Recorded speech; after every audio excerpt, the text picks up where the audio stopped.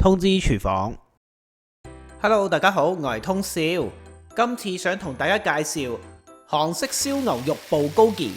透過今次呢個食譜，我想同大家分享呢個秘製嘅韓式燒肉汁，用佢嚟醃任何嘅肉類，都會令到佢哋更加軟熟、更加好味。包你試過之後都讚不絕口啊！一般嚟講，整韓式燒牛肉最好用呢啲比較腍身嘅牛柳去做。記得買牛肉嘅時候唔好揀啲太瘦嘅牛肉，好似你依家見到呢隻牛肉咁樣，肉入邊帶啲雪花嘅紋。煮好嘅牛肉嘅香味會比較重，而且會比較滑身一啲。將指定份量嘅牛肉切成薄片。要啲牛肉炒完出嚟冇咁韌，就一定要學識譯文去切牛肉。如果你有興趣想知咩係譯文切牛肉嘅話，可以參考一下我一條舊片，又或者你去 YouTube 抄下，大把呢啲教學啊。再唔係你咪學下我咁樣打斜去切啲牛肉咯，一樣得㗎。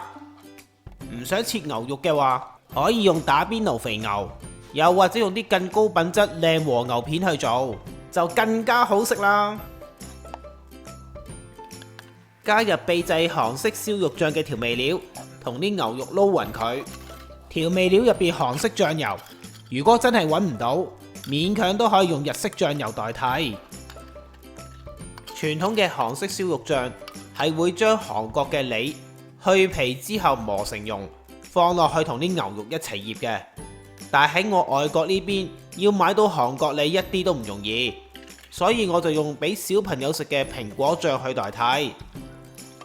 呢隻呢就係俾小朋友食嘅蘋果醬，喺全世界各地嘅超市都應該會買到，不過牌子就未必一樣。如果真係揾唔到嘅話，你可以隨意揾啲蘋果或者梨，將佢哋去皮切件，再用食物處理器將佢哋打成蓉，最後亦都要加多少少嘅檸檬汁落去，防止佢氧化。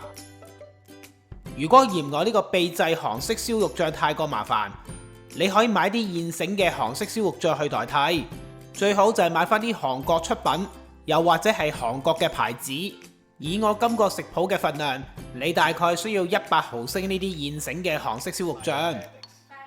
最後仲要加指定份量嘅粟粉同埋麻油落去，將佢哋撈勻。係啊，我係特別麻煩噶，我唔中意一次過加晒呢啲油同埋粟粉落去。我一向嘅做法都係將啲有味嘅調味料行先，等啲肉吸收好調味料嘅味道，之後我先會加粟粉同埋油落去。我會按照住傳統嘅做法，將啲配料切好，放埋落去同埋啲牛肉一齊醃㗎。配料方面有切咗件嘅洋葱，切成絲嘅青葱，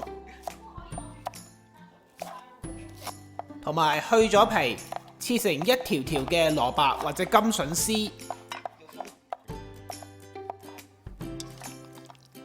將啲切好件嘅配料放埋落去，同啲牛肉一齊攪勻佢。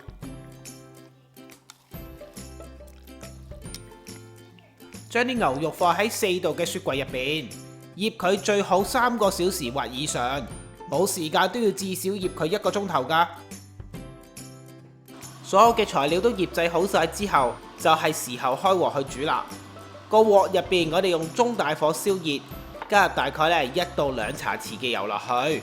啲韓式燒肉醬好容易黐底㗎，所以我建議大家最好都係用翻易潔鑊去做，盡量隔走配料同埋牛肉上面嘅醃料，先好放落鑊嗰度慢慢將佢哋煎熟。因為啲醃料好容易煎燶，變成一粒粒好似豆豉咁嘅鑊焦，而且會產生大量嘅水蒸氣，變咗係蒸牛肉唔係煎牛肉。啲牛肉要煎得香口同煎得靚，就變得會好困難啦。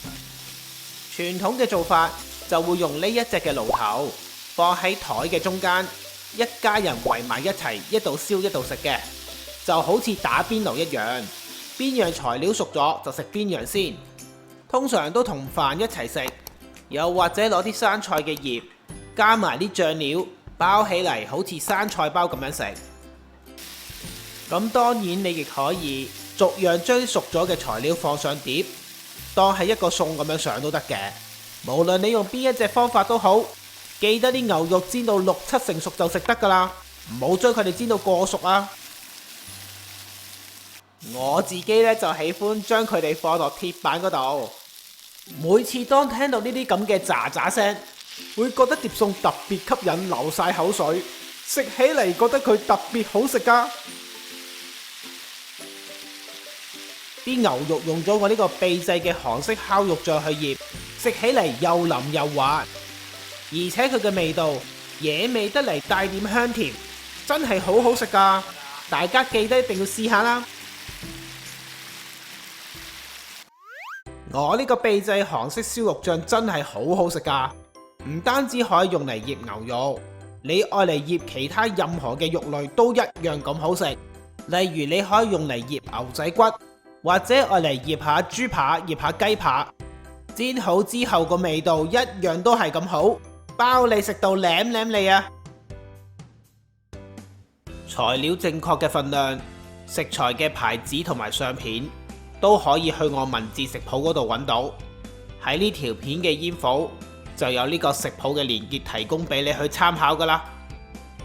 通知廚房嘅專屬網頁仲有更多免費嘅影片同食譜分享，大家千祈唔好錯過啦！中意呢條片嘅話，記得要俾 like 同埋 share 出去，仲要記得訂閱同埋撳埋隔離個鐘仔，咁我新片一出先可以通知到你噶。多謝大家收睇，下次再見，拜拜。